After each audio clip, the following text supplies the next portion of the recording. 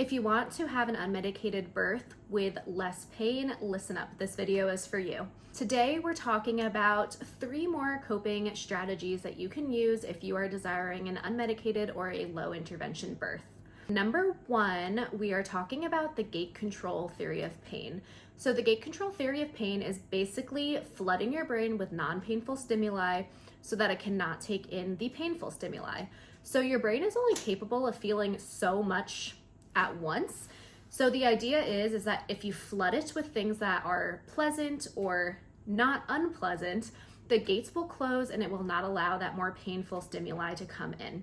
So there are a lot of different things that you can do to activate the gate control theory of pain, some of which are using a TENS unit, which is like an electrical impulse that goes usually into your back. You put little pads on and it has a little controller, and you can set the intensity, and it just gives you like little electrical impulses to kind of stimulate those nerve pathways and distract a little bit from the labor pain.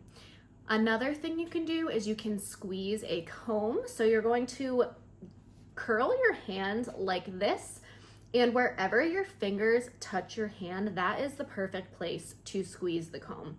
So for me, when I do this, it's right here. So if I had a comb, I would put the prongs on that part of my hand right there, squeeze around it during contractions. So when you feel a contraction coming on, squeeze and do your nice breathing through it, and that'll help distract from the contraction pain. A similar idea is using one of these like fidget, what are these called? Acupressure rings. So it puts some pressure on your hand for you to focus on during labor.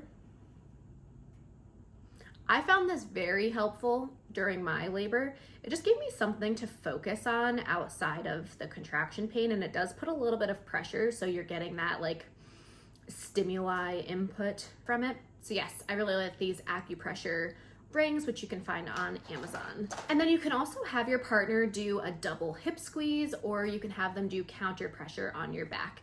You can use a tennis ball to do that, or they have like little massager balls that you can use. Counter pressure is especially helpful if you have back labor. That can be a real big game changer for mamas who have back labor. Hydrotherapy is another strategy that you can use to activate the gate control theory of pain, basically using water for pain relief, so using the bath or shower for pain relief. Another thing that can be really nice during labor is one of these head massagers. So basically, it's just a very simple one you find on Amazon. Feels so good, honestly.